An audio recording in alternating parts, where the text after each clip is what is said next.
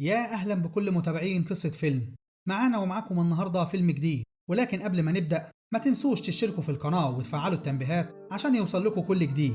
فيلمنا النهاردة بيبدأ في المستقبل، وبنشوف أسرة صغيرة بتعيش في مستعمرة على كوكب المريخ، وده لأن الأرض وقتها ما كانتش صالحة للحياة. والأسرة الصغيرة دي بتتكون من الطفلة ريمي وباباها ومامتها إليسيا. وريمي في الوقت ده بتكون في غرفتها بتبص للسماء، وباباها كان بيعلمها أسماء النجوم والكواكب وبيحكي لها عن كوكب الأرض اللي أصبح خراب. وبنلاحظ إن أسرة ريمي عايشين لوحدهم وملهمش جيران ولا عندهم وسيلة اتصال، يعني منعزلين عن العالم، والموارد اللي عندهم يا دوبك على قدهم. ومامتها إليسيا كانت بتقدر تزرع كميات قليلة من الخضار، وكان عندهم خنزير واحد بس بيربوه في الحظيرة. وريمي بتكون ما شافتش كوكب الارض لان هي اتولدت في المريخ، وزي اي طفله في سنها بتكون عندها فضول تستكشف البيئه المحيطه ليها. لكن باباها ومامتها كانوا دايما بيحذروها تبتعد عن حدود البيت وما بتكونش عارفه السبب. وفي مره بيخرج باباها وبيرجع البيت متاخر، وريمي بتلاحظ ان هو متوتر وقلقان، وبتكون متاكده ان في حاجه بتحصل بره. فبيدخل باباها ومامتها وبيقفلوا الباب عليهم.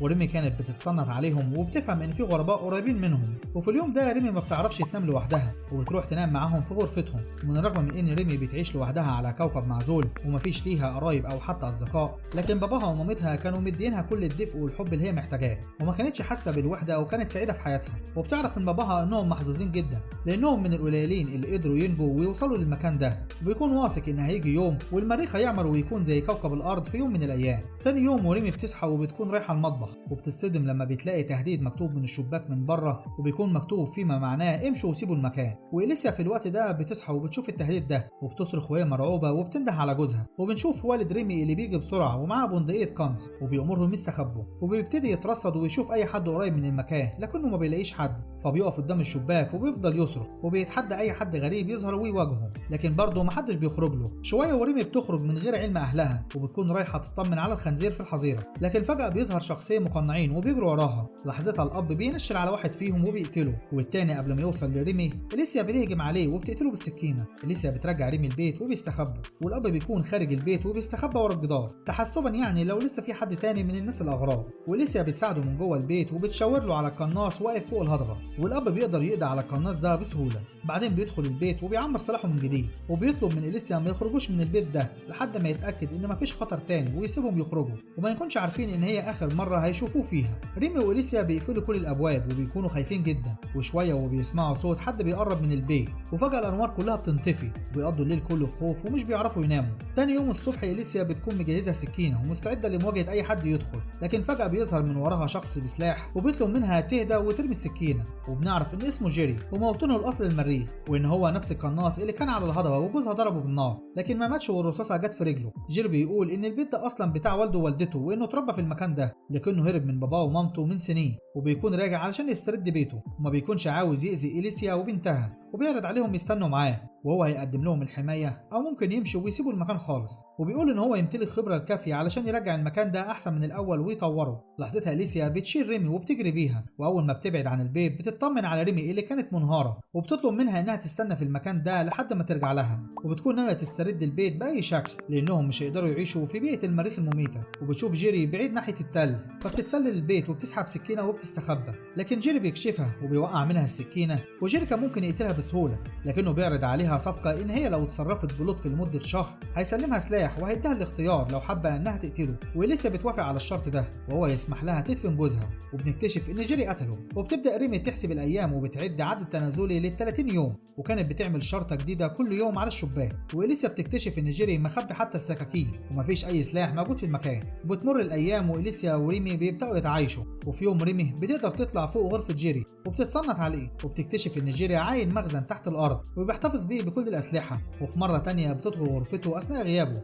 وبتقلب في الشنطه بتاعته وبتلاقي قناع عازل للاتربه، وبيكون في ورقه مرسوم عليها نفس الست اللي إليسيا قتلتها. ولحد الوقت ده ما كانش فيه اي كلام من إليسيا وجيري، لكن في اليوم ده جيري بيتكلم مع إليسيا وبيقول لها ان هو لقى في البيت ده كل المعدات اللي تمكنه من عمليه الاصلاح، لكن إليسيا ما بتكونش عايزه تتكلم معاه، فبيفاجئها ان هو صلح حنفيات البيت. وفي اليوم الثاني إليسيا بتلاقي صندوق قديم في المخزن، ولما بتنزله على الارض بتكتشف ان هو ريموت آلي، والريموت ده بيجري ناحيه ريمي، وبيكون واضح ان هو بيحبها، وبسرعه بيبقوا اصحاب وبتسميه ستيف. وبالرغم من ان ستيف كان عباره عن آلة شبه الصندوق، لكنه بينجح في ان هو يخرج ريمي من جو الاكتئاب، واغلب الوقت بقى يلعبوا مع بعض. وجيري في الوقت ده ابتدى يقرب من إليسيا وبيسألها عن باباه ومامته اللي كانوا عايشين في البيت ده قبل ما هم يسكنوا فيه. فبتقول له ان هي لما وصلت هي وجوزها مامته كانت ماتت، وان باباه استضافهم ووافق انهم يعيشوا في البيت معاه. واثناء ما كانت حامل في ريمي باباها اكتشف ان هو من كوكب الارض وحاول ان هم يقتلهم، علشان كده اضطروا يقتلوه. ومن حسن الحظ جيري ما كانش فارق معاه موت والده، لان هو اصلا ما كانش بيحبه، ولان ده السبب الرئيسي للهروب من البيت.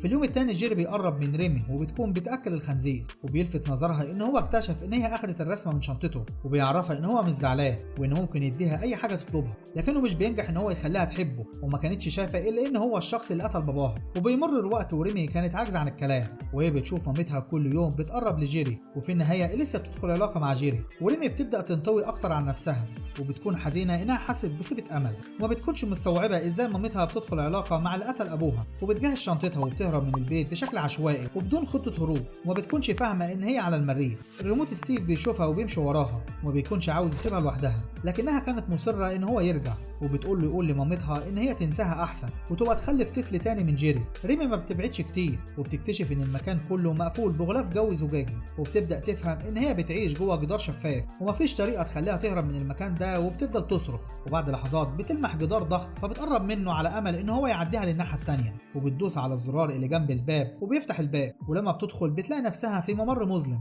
ومن الرغم من ان هي بتسمع صوت مامتها من مسافه بعيده لكنها بتتجاهله وبتكمل. وفجاه باب الكهف ده بيقفل والدنيا بتضلم، وريمي كانت بتقرب من الناحيه التانيه والاكسجين بيقل، فبتقع على الارض وبتفقد وعيها. ولما بتصحى بتلاقي نفسها على سريرها، وبتعرف ان جيري انقذها. ولما بتخرج له بيأكد لها ان مفيش حياه خارج الحاجز، ومفيش غير الجبال والحجاره والاتربه السامه، وبيقول لها ان المفروض تكون مبسوطه لانها بتعيش في مكان زي ده. وإليسيا في اليوم ده بتدخل على ريمي وبتأكد لها ان هي كانت بتحب ابوها، وانها بتحبها اكتر من اي حد، لكن علاقتها بجيري علشان تأمن شره. في اليوم الثاني بيجتمعوا هما الثلاثه مع بعض، وبتبدا إليسيا تعزف على الجيتار جنب جيري. لحظتها بتفتكر ذكرياتها القديمه لما كانوا متعودين يقعدوا مع باباها ويعزفوا برضه، وبتكون مش قادره حتى تبص ليهم وبتسيبهم وبتمشي، وبتقعد لوحدها حزينه بعد كده وبتقعد تعيط، وبتكون فاكره ان مامتها بدلت باباها بجيري. واخيرا بينتهي ال 30 يوم اللي بيكون جيري حددها، وبالفعل بينفذ جيري وعده، وبيحط المسدس بتاعه على الترابيزه، وبيدي إليسيا حريه الاختيار لاما تقتله او تسيبه يعيش. وإليسيا بتمسك المسدس وبتوجهه ناحيته،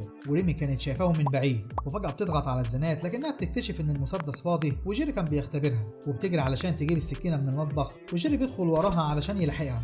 وريمي كانت بتتابع وبتراقب مين اللي هيخرج، ولحظات واللي بيخرج جيري وبيكون مصف دراعه. وعلى طول ريمي بتفهم ان هو قتل مامتها، فبتحاول تهرب لكنه بيجري وراها وبيحضنها وبيحاول ان هو يهديها، وبيقول لها ان هو ما كانش يقصد انه يقتل امها. بعد اليوم ده ريمي كانت رافضه تدخل البيت وبتبات بره في الحظيره، وجيري كان سايبها بحريتها علشان ما تكرهوش اكتر من كده.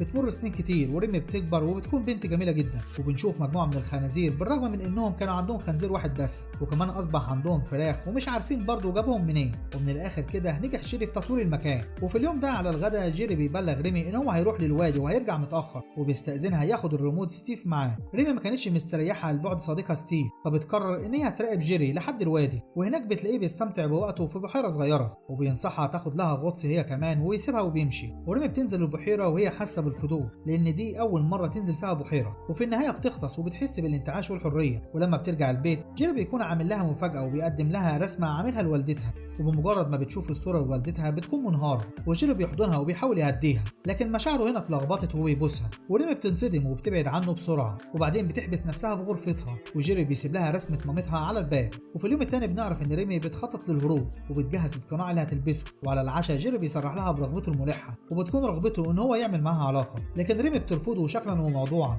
وبتقول له ان هي مش هتتقبل ده اطلاقا. جيري بيوضح لها ان الوضع ده طبيعي ليهم، وانهم هما الاثنين محتاجين الحاجه دي، لكنها بترفض برضه. في اليوم ده ريمي كانت قاعده لوحدها وحزينه، وستيف بيحدف ناحيتها الكوره وبيكون عاوز يلعب معاها زي زمان، لكنها بتسيبه وبتدخل. وجيري بيكتشف خطه ريمي للهروب من خلال القناع اللي كانت مخبياه، وبيكون متعصب جدا وبيقول لها ان هي مش هتقدر تعيش يوم واحد خارج الحاجز، وبيبداوا يتخانقوا مع بعض. وجيري بيحدفها على الارض وبتتخبط راسها في معدن صلب وبتفقد الوعي، وبتفتح عينيها وبتلاقي نفسها مربوطه في السرير وراسها بتنزف. وجيري بيبتدي يقرب منها وبيكون عاوز يعمل معاها علاقه بالقوه، وريمي بتحاول تفك نفسها لكنها مش مش بتقدر، ولحسن الحظ بيدخل ستيف وبيستخدم نظام الحماية بتاعه وبيضرب جيري بالنار في رقبته. وجيري كان بينزف وكان متعصب جدا، فبيضرب ستيف بالنار وبيبدأ يطارده. وخلال الوقت ده ريمي بتقدر تحرر نفسها وبتروح تجيب السلاح بتاعها، وفجأة بتواجه جيري وبدون تردد بتضربه برصاصة في دماغه. ومن الوقت ده أصبحت ريمي بتحس بالوحدة بجد، وبتبدأ تحس بالإحباط والملل بشكل غير طبيعي، وإنها بقت تشوف حاجات مش موجودة أصلا. وبتبدأ تصلح ستيف اللي كان متعطل بسبب رصاصة جيري، وبتجهز نفسها لاكتشاف العالم الخارجي. وقبل ما بتمشي بتسيب ستيف وراها وبتأمره يحافظ على البيت لحد ما ترجع. وبعدين بتفتح البوابة وبنشوفها ماشية في النفق المظلم ده ولابسة القناع، والمرة دي بتنجح بالعبور، وبتكتشف إن هي قدام صحراء مليانة بالغبار المميت. بس كده. ولو عجبك فيلمنا النهارده ما تنساش تشترك في القناة وتفعل التنبيهات وتقول لنا رأيك في التعليقات تحت. وما تنسوش تعملوا فولو لصفحة قصة فيلم على الفيسبوك عشان تتابعوا كل جديد. هسيب لكم اللينك بتاعها في الوصف تحت. سلام.